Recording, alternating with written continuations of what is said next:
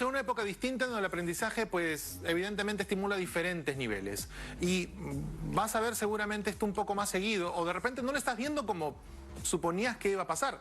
Personalmente, creo que hubiéramos vivido en 2020, en una época en donde la gente hubiera usado esto en los vuelos de 10, 12 horas, y no lo ves nunca, ¿no? ¿Hasta qué punto la realidad virtual está siendo aceptada hoy y qué tanto se adapta a los niveles educativos de ahora? Jonathan Quiches está conmigo aquí y él es quien como que postula un modelo nuevo en el tema de educación basado en 4 I's que él va a definir en este momento. ¿Cómo está, Jonathan? Bienvenido a News Geek. Gracias, Jesús. Cuéntame un poco de eso de las 4 I's, que es un poco lo más llamativo que vi dentro de todo el contexto de toda la explicación del concepto que manejas. Todo nace desde el momento en que buscamos alumnos de alto rendimiento. Para poder lograr alumnos de alto rendimiento tenemos que apoyarnos en la tecnología y también en la parte de educación, que ya hemos venido trabajando ya muchos años, y sobre todo la parte de neurología. Básicamente, para poder enseñar, para hacer aprendizaje, se necesita conocer el cerebro. El docente que no sabe cómo trabajar la parte del cerebro en sus clases diarias es como querer diseñar un guante sin haber conocido la mano. Ok.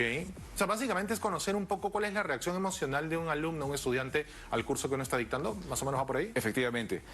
Por ejemplo, tú tienes, en un salón tienes 20 realidades, 20 chicos con distintas capacidades. Entonces, lo que hemos hecho es juntar la tecnología con lo que sabemos de neuroeducación. Básicamente, las 4 I se dividen en 4 etapas fundamentales del alumno. La primera etapa, la primera I es la investigación, en donde usamos estos equipos, las tablets. Básicamente hemos eliminado ya el tema de los textos físicos con lecturas virtuales, porque los chicos de ahora deben entender que deben leer lo que a ellos les gusta, no lo que uno imponga. Entonces, en las aulas lo que hemos hecho es, en algunos colegios tenemos las tablets con lecturas, en otros colegios tenemos laboratorios, en otros colegios tenemos lecturas físicas. Ok, a ver, hay un punto que quiero aclarar acá que tiene que ver con este tema lectivo sobre las lecturas o electivo. Obviamente uno prefiere leer lo que le gusta, de acuerdo con eso. Sin embargo, uno puede agarrar un libro físico también de lo que te gusta. Por supuesto. Y de repente el desgaste ocular o el cansancio ocular es menor cuando lees un libro físico que una tablet. ¿Por qué una tablet? Lo que pasa es que la tablet, ojo que en el sistema educativo no se utiliza las 8 horas. Se utiliza solamente por periodos de 30 minutos, que es mucho todavía, ¿no? Básicamente lo que se necesita es que el docente pueda captar la atención del alumno en unos minutos. En unos minutos. Bueno, sí, estamos en una época de sorpréndeme o piérdeme muy marcada. Efectivamente, ¿no? Entonces, esto viene acompañado con música clásica. Por eso el uso de los audífonos en muchos casos. Entonces, la música, hablando a nivel neuronal, bloquea todo tipo de sonido. Ya, pero bloquea. A un niño no le gusta la música clásica, de repente le ponemos algo que le gusta y lo estimulamos de otra forma. En realidad, llevamos ya 7 años con el proceso. Usábamos mucho Beethoven, mucho Mozart, pero al momento de la lectura y con los videos que tenemos de respaldo, justamente se ve que la música clásica acompaña a la lectura. Prácticamente el alumno lo encapsula y se concentra en la lectura. Ok.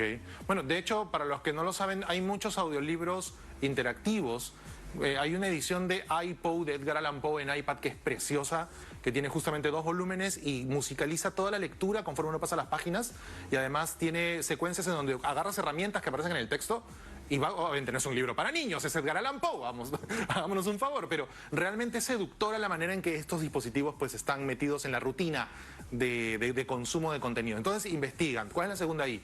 La siguiente I es integración. Lo que hemos hecho es que entre el arte en todo este proceso. Por ejemplo, los cascos virtuales, ¿no?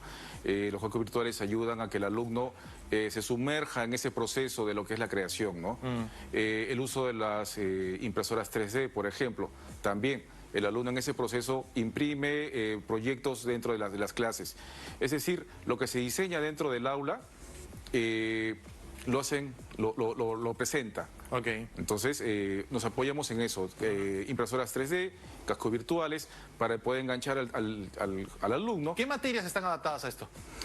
Las principales: matemática, comunicación, ciencias naturales y personal social. Ah, ok. Mira, por ejemplo, en los cascos virtuales, con lo que es personal social, hablamos de la Segunda Guerra Mundial. Hablabas de videojuegos, por ejemplo, Call of Duty. Es como vivirlo, ¿no? Entonces, usa un casco virtual en una clase, estás ingresando al desembarco de Normandía, capturas al alumno en minutos.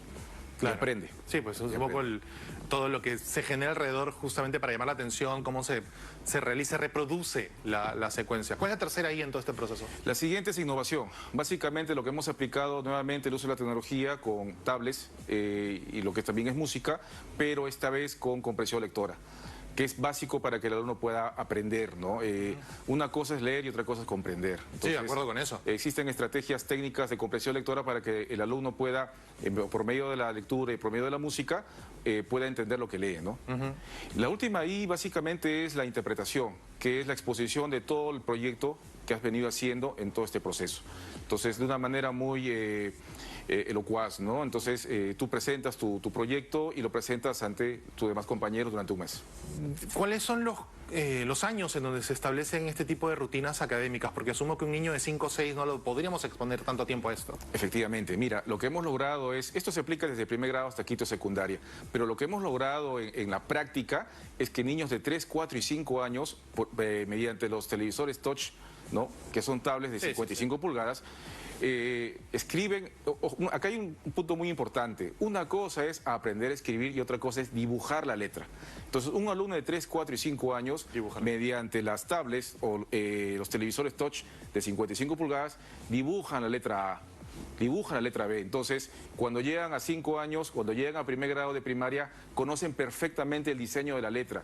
Entonces, no necesitan agarrar un lápiz, simplemente con su dedo, un televisor touch, pueden dibujar el alfabeto. Bueno, ahí también es un tema de complemento de habilidades finas el hecho de agarrar un lápiz, ¿no? O sea, no se trata simplemente de aislar procesos que hoy consideraríamos obsoletos, sino de complementar con lo que hay hoy. Ahora, estas cosas, o sea, todo lo que tiene que ver con cascos, con tablets, son productos que pasan por un proceso de obsolescencia. O sea, esto en 2 años va a ser inútil. Sobre todo porque no va a aguantar el procesador, no va a estar acorde con la RAM, no va a estar acorde con las aplicaciones nuevas. ¿Cuánto le cuesta a una entidad educativa renovar en hardware esto? Bueno, aproximadamente 10.000 soles, aproximadamente. ¿Cuántas de estas unidades tienen? Debería haber un mínimo de 2 a 3 cascos por colegio, ¿no? Mínimo, pero básicamente es el CPU, ¿no? Lo que hay que ir renovando, ¿no? Y las tablets también tienen un tiempo de duración. Sí, claro. Una tabla no dura más de 2 años. Sí, menos la mano de 650 niños que pasan por ahí y también le meten cualquier cosa. Efectivamente. En todo caso, ya para terminar, ¿cuál crees tú que es el impacto más importante de la implementación de esta estrategia? Que el alumno aprenda en el menor tiempo posible. La educación clásica te obliga a estar en carpetas, todos en fila, mirando al frente. Con esta nueva metodología no solamente es el tema de estos equipos, sino las aulas 360, que te ubican por grupos de alumnos con 2 televisores a la izquierda, a la derecha, y hace que el alumno pueda tener movimiento ocular siempre de izquierda a derecha, y donde él vea siempre encontrará un televisor que pueda ayudar al conocimiento. Básicamente el ojo es el conducto del aprendizaje, entonces hacer que el alumno gire a la izquierda y gire a la derecha crea una sinapsis en el cerebro, entonces eso genera conocimiento muy profundo, ¿no? Muy bien. Y ha funcionado bastante bien, ¿no? En la actualidad tenemos colegios en Lima, en Pro, en Caraballo, los colegios Garcilaso, y un colegio en Ayacucho, Ángela de María Romero. Está funcionando muy bien esto. Muy bien. Jonathan, gracias por tu tiempo. Jonathan Quiches del Colegio Inca Garcilaso de la Vega de Pro estuvo con nosotros para mostrarnos cómo ellos implementan tecnología de este tipo en la currícula tradicional. Recuerda que ya no se trata de tener cursos del siglo XIX con profesores del siglo XX para alumnos del siglo XXI. Hay que estandarizar todo esto. Vamos a una pausa.